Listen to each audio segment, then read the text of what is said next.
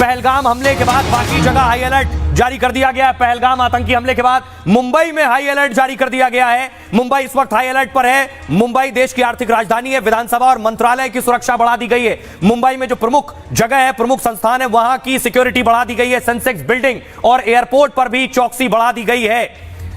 तस्वीर में आपको दिखाऊं, सिक्योरिटी बढ़ा दी गई है, जांच की जा रही है। तस्वीर आप देख रहे हैं, मुंबई की तस्वीर मैं आपको दिखा रहा हूं। वहां जो गाड़ियां, बसेज एंटर होती हैं, दाखिल होती हैं, वहां की सुरक्षा बढ़ा दी गई है। वहां जांच हो रही है, बाकायदा पुलिस सर्च कर रही है। एक एक गाड़ी, एक एक वाहन सर्च किया जा रहा है। उसके बाद ही बॉर्डर क्रॉस करने दिया जा रहा है। ये सर्चिंग की तस्वीरें मैं आपको दिखा रहा हूं।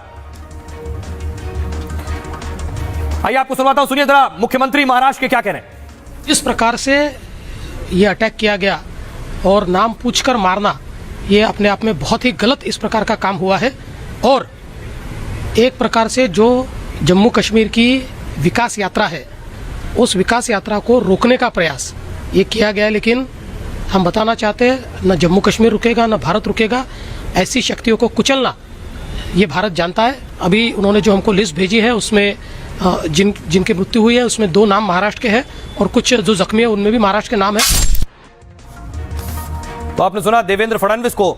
लेकिन दूसरी तरफ मैं आपको बताऊं, कश्मीर में पहलगाम में जहां टूरिस्ट अटैक हुआ है, टूरिस्ट पर अटैक हुआ है, यह अटैक दरअसल टूरिस्ट पर अटैक नहीं है। यह अटैक कश्मीर की रोजी रोटी पर, कश्मीर में रोज कमाने खाने वालों पर अटैक है। यह आतंकी चाहते हैं कि कश्मीर में पर्यटक ना जाएं और उसके बाद कश्मीर के लोग दाने दाने को मोहताज हो जाएं। ये आंकड़े देखिए जरा, 370 हटने के बाद के आंकड़े देखिए, पर्यटकों के आंकड़े हैं। 2021 में 1 करोड़ 13 लाख पर्यटक पहुंचे थे। 2022 में 1 करोड़ 88 लाख पर्यटक पहुंचे, पर्यटक बढ़ रहे थे। 2023 में 2 करोड़ 11 लाख पर्यटक हो गए। 2024 में 2 करोड़ 35 लाख पर्यटक हो गए और कश्मीर में खुशहाली लौट रही थी, लोगों का रोजगार बढ़ रहा था, कमाई बढ़ रही थी। यही बात अच्छी नहीं लग रही थी आतंकियों को, यही नागवार गुजर रही थी। इसलिए उन्होंने टारगेट किया पर्यटकों को कि पर्यटकों में दहशत होगी, हिंदुस्तान बाकी से लोग कश्मीर की तरफ नहीं जाएंगे और जब पर्यटक नहीं जाएंगे तो लोग वहां कश्मीर में दाने दाने को मोहताज हो जाएंगे, रोजी रोटी को मोहताज हो जाएंगे। यही कोशिश थी। अब मैं आपको बताऊं जरा, देखिए इस कोशिश का हिस्सा ही है कि आखिर ये आतंकी क्या करना चाहते थे। कश्मीर में बागवानी के बाद दूसरा सबसे बड़ा मुख्य उद्योग पर्यटन है।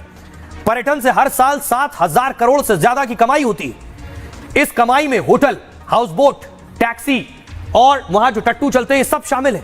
यानी पर्यटन कश्मीर में गरीब से अमीर तक के लिए एक रोजगार है। पिछले साल जम्मू में करीब 2 करोड़ से ज्यादा पर्यटक पहुंचे। इनमें 94 लाख से ज्यादा लोगों ने वैष्णो देवी की तीर्थ यात्रा की है, जबकि पिछले साल 35 लाख से ज्यादा लोग कश्मीर घूमने पहुंचे थे। इनमें 5 लाख से ज्यादा लोग अमरनाथ की यात्रा करने गए थे। यानी 2024 में 2 करोड़ 35 लाख पर्यटक जम्मू कश्मीर पहुंचे थे। अनुमान के मुताबिक कश्मीर में पर्यटक हर दिन 5 से 10 हजार रुपए खर्च करता है। लग्जरी सुविधाओं में आंकड़ा और ज्यादा हो जाता है। ये इस हिसाब से 3-4 दिन के लिए पर्यटन के लिए अगर कोई जाता है, वो तो 30 से 35 हजार रुपए वहां खर्चता है। ये कमाई कश्मीर में रहने वाले आम लोगों की होती है। ऐसे में पर्यटकों की हत्या कश्मीर के लोगों को ही रोजी रोटी पर निशाना है और इसका गुस्सा भी लोगों में है। सुनिए जरा कश्मीर के लोग क्या कह रहे हैं। लोगों को मारा गया है जो कि कश्मीर में घूमने आए थे, अपनी फैमिली के साथ घूमने आए थे। नवविवाहित जोड़े जो कि शादी के बाद घूमने आए थे कश्मीर में, उन पे गोलियां चलाई गई हैं। मैं पूछना चाहता हूं उन पाकिस्तानियों से, उनकी क्या गलती थी जो आपने उन पे गोलियां चलाई। आए दिन देखा जा रहा है यहाँ पे हिंदू किलिंग्स हो रही हैं। जहाँ देखो, रियासी में देखो, पिछले साल एप्को कंपनी में जेड बोर्ड में किलिंग्स हुई, टारगेट किलिंग्स। आज नरसंहार हुआ है हिंदुओं का कश्मीर घाटी में। जो टूरिस्ट भिन्न भिन्न क्षेत्र से थे, उनको उनके नाम पूछ के, उनके आइडेंटिफिकेशन करके उनको गोली मारी है वहां पे। ये क्या दर्शाता है? ये कहाँ की कश्मीरियत है? ये कहाँ का उग्रवाद है? निर्मम और क्रूर हत्या, मतलब जितनी कड़े शब्दों में अगर आप जितनी भी भर्त्सना कर रहे हैं वो कम है, क्योंकि ऐसी घटना इंसानियत को शर्मसार करती है। और मुझे तो लगता है कि एक उनको कड़ा संदेश देने का वक्त आ गया है। करते हैं कि इन अटैक से यहाँ के टूरिज्म को ज़्यादा धचका न लगे। हम उम्मीद करते हैं कि इस टाइम पे गवर्नमेंट चाकू चौबंद होगी और ये जो लोग हैं, जिन लोगों ने ये कवर्डली अटैक किया है टूरिस्ट पे, उनको जल्द से जल्द बेनकाब किया जाए और उनके खिलाफ जल्द से जल्द कार्रवाई।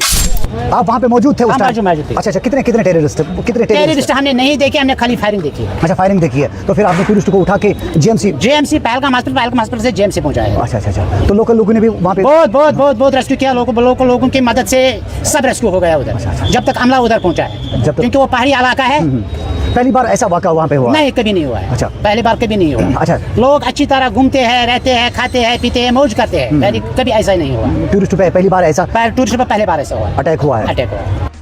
और इस बीच बड़ी खबर आ रही है, आपको बता दें पाकिस्तान डर में है, पाकिस्तान खौफजदा है। जानकारी मिल रही है पहलगाम आतंकी हमले के बाद पाकिस्तान डर गया है, थर थर कांप रहा है कि भारत अब कुछ कर सकता है, जैसे पुलवामा के बाद किया था। भारत पाक सीमा पर चौकसी बढ़ा दी गई है। बड़ी जानकारी इस वक्त मिल रही है, सीमा पर चौकसी बढ़ा दी गई है, पाकिस्तान खौफ में है। रावलपिंडी से जानकारी मिल रही है, रावलपिंडी में सेना के अफसरों की बैठक बुला ली गई है। इस हमले के बाद इस्लामाबाद में पाक सरकार भी बैठक कर रही है।